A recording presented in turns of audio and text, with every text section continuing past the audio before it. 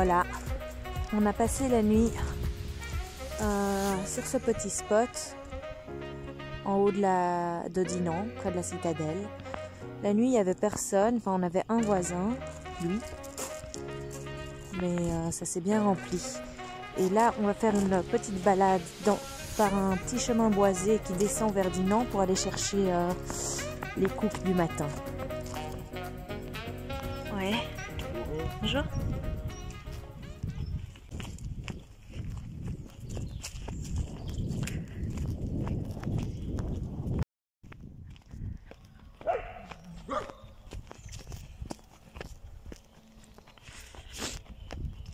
Maga!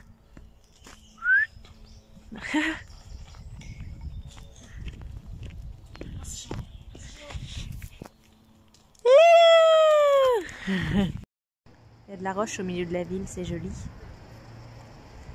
Et il y a des saxophones partout parce que Dinan, c'est la ville d'Adolphe Sax.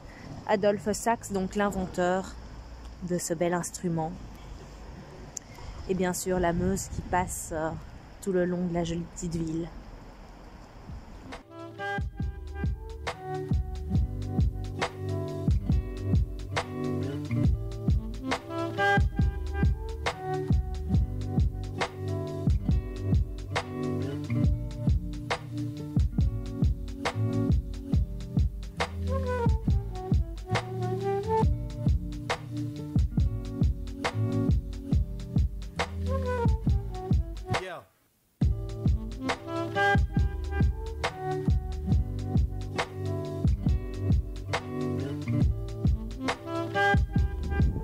Regarde, là-bas au-dessus de la roche, il y a des gens et c'est la citadelle, c'est là où on est garé. Et là, il y a des saxophones partout sur le pont.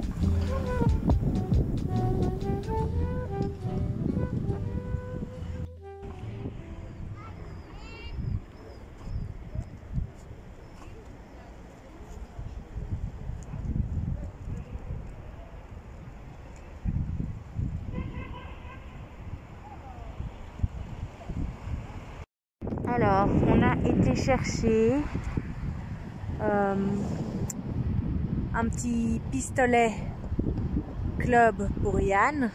Et moi, j'ai craqué sur 2 gâteaux à la boulangerie. Pas un, 2. Oui. Et on va les manger ici, sur le quai, au soleil. Elle est pas belle la vie?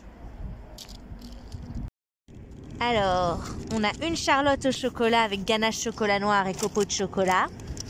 Et un petit gâteau avec, je sais plus, du praliné, des noisettes torréfiées, de la mousse café et du chocolat au lait. Et toi, t'as quoi dans ton pistolet? Jambon, roquette, œuf, mayonnaise. Et c'est bon?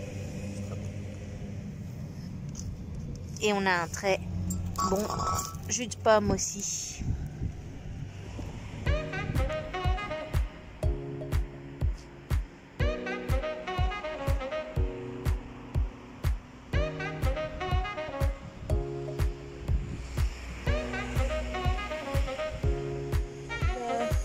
C'est vraiment la spécialité d'ici parce qu'il y en a partout.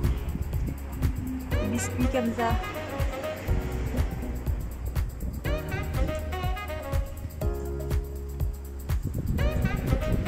Tout plein de biscuits géants. De plein de formes différentes. Et voilà. Monsieur Adolphe Sax.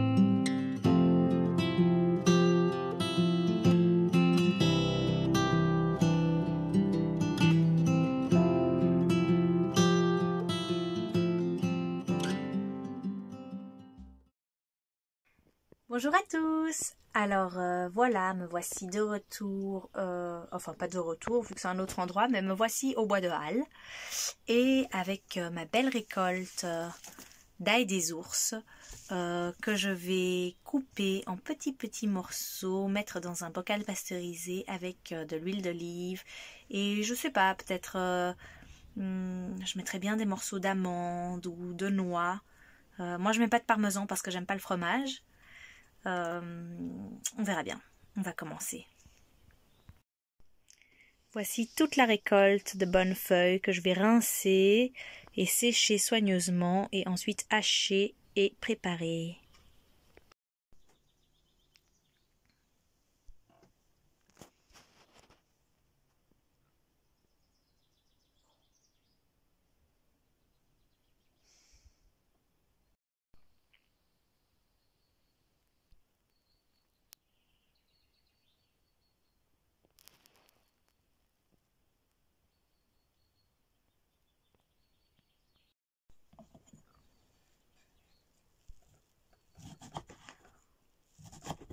On hache.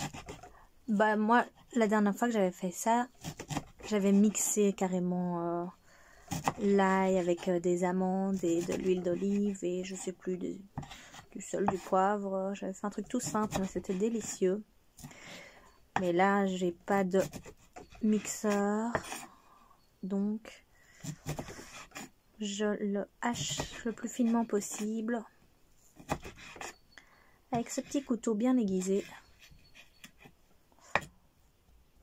Et voilà.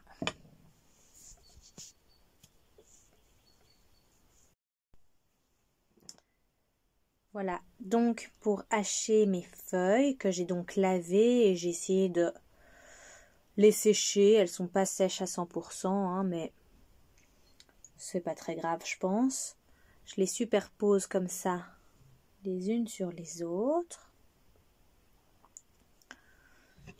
Et puis, je coupe d'abord des fines lanières. Hop là. Et puis ensuite, tic, tic, tic. Je hache finement. Et donc, pour ceux qui me demandaient ce qu'était l'ail des ours, c'est donc une plante qui sort au tout début du printemps. C'est vraiment le signe que le printemps est arrivé quand elle sort. Et on prétend que les ours, c'est pour ça que ça s'appelle l'ail des ours, on prétend que les ours adorent ça et que quand ils sortent de l'hibernation, la première chose qu'ils mangent, c'est de l'ail des ours. C'est délicieux, ça sent, quand on coupe, ça sent l'ail. Donc on s'en doute vu que ça s'appelle l'ail des ours. Mais ça goûte pas exactement l'ail, c'est entre l'ail et je dirais peut-être le basilic, les herbes fraîches, c'est très parfumé. Très parfumé, un petit peu piquant. Et on peut faire toutes sortes de préparations avec. La plus courante et celle que je suis occupée à faire pour le moment, c'est du pesto. Du pesto, c'est très simple et on peut le décliner comme on veut. Donc moi, j'aime pas le fromage, je le fais avec de l'huile d'olive, du sel, du poivre. Et j'aime bien mixer des amandes avec. Mais évidemment, on peut mettre aussi du citron, on peut mettre du parmesan, on peut mettre toutes sortes de graines. Enfin, vraiment, c'est déclinable à l'infini, évidemment. Et on peut aussi ne pas faire de pesto ou de tartinade et faire l'utiliser comme une herbe. On peut le mettre dans les salades, c'est très bon. On peut On peut, je sais pas, assaisonner ses viandes, ses tartines, ce qu'on veut en fait. Hein. Vraiment, ça se prépare de toutes les manières possibles et imaginables, je crois. Et il paraît que c'est très très sain. C'est plein de vitamine C. Ça sent bon. Alors par contre, il faut vraiment faire très attention à ne pas confondre l'ail des ours avec le muguet. Parce que les feuilles sont assez ressemblantes. Mais après, c'est assez facile de faire la différence parce que si on coupe un tout petit peu, on cueille une feuille, on la coupe un petit peu, on la sent, et là on sent directement l'ail des ours, ça a une odeur très puissante d'ail, et les feuilles de muguet non. Donc si on a le moindre doute, la vérification est très simple à faire. En fait, l'ail des ours aussi, c'est vraiment, en plus d'avoir plein de bienfaits au niveau culinaire, c'est délicieux. C'est une plante qui est très intéressante au niveau de ses bienfaits. C'est une plante médicinale. Comme l'ail d'ailleurs, l'ail a plein de bienfaits. Je ne sais pas si vous savez, quand on est malade, on dit toujours de manger ou de boire des préparations à base d'ail. Ça a plein de bienfaits pour la santé, c'est désinfectant, ça rebooste, ça aide à lutter contre les maladies, etc. Bah, l'ail des ours, c'est pareil, ça a la même propriété que l'ail normal, l'ail blanc qu'on connaît, mais de manière encore plus concentrée. Donc voilà, c'est super. Et j'imagine, ça c'est moi qui suppose, mais voilà, j'imagine que quand on mange les feuilles fraîches, pas cuites, donc les feuilles fraîches hachées par exemple dans une salade ou quoi, ça doit être carrément très bon pour la santé. C'est plein de vitamine C et ça a plein de bienfaits pour la digestion, pour la circulation du sang.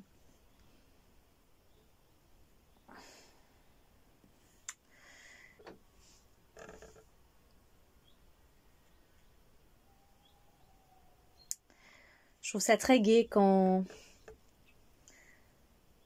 on peut cueillir comme ça les feuilles ou les fruits, les plantes de saison dans la nature et en faire des bonnes préparations.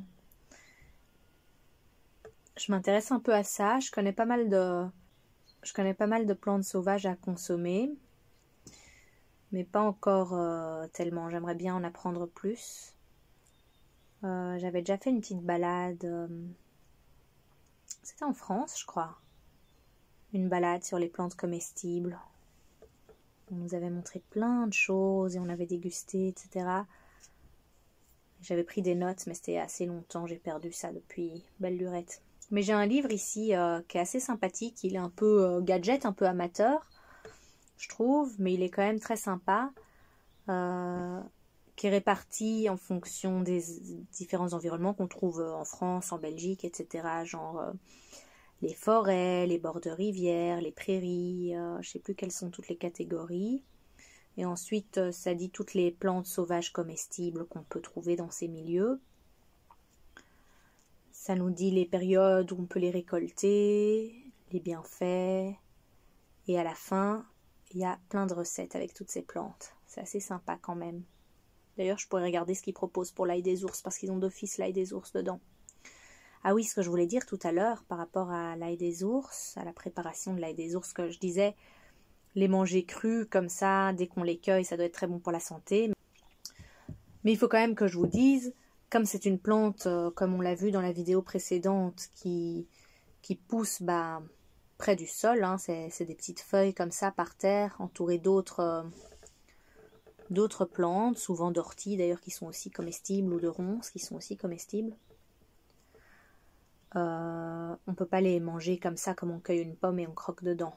C'est important de les laver et de bien les laver parce que sur le sol, il peut y avoir déjà des pipis de chiens, chats, etc. Et puis des pipis de renards et toutes sortes d'animaux sauvages.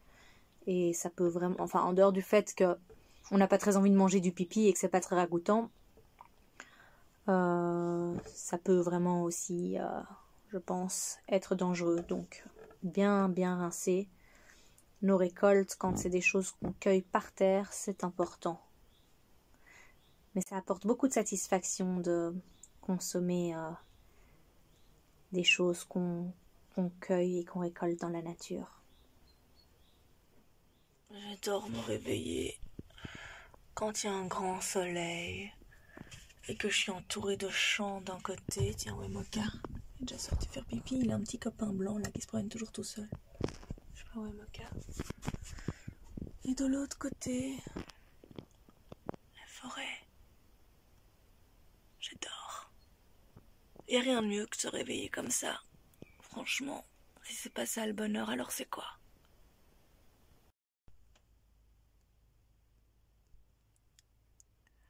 Quand il fait beau comme ça, mais encore froid,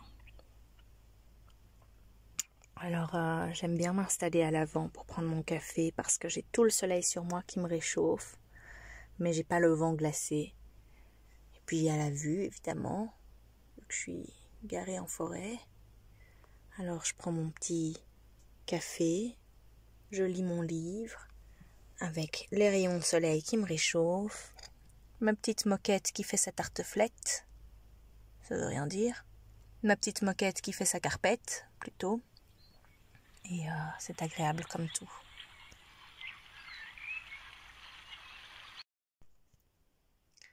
Alors, voilà le petit livre dont je vous parlais.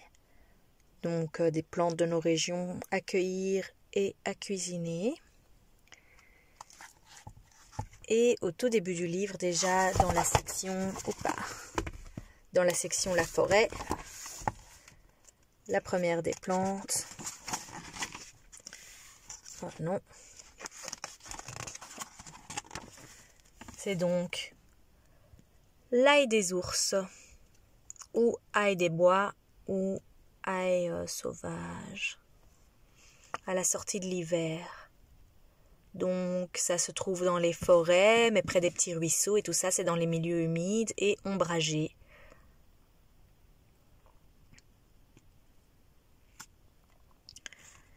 Riche en vitamine C, magnésium, fer, antimicrobien, bon pour la digestion, douleurs musculaires, bref, c'est très bon. Évidemment, pas la confondre, comme on l'a dit, avec les feuilles de muguet. Alors, il y a toutes sortes de recettes. Verrine à l'ail des ours, boulettes parfumées à l'ail des ours, pesto, bien sûr, le fameux pesto le plus connu. Boutons d'ail des ours au vinaigre, ah bon? Et guacamole à l'ail des ours, et pommes de terre au four à l'ail des ours.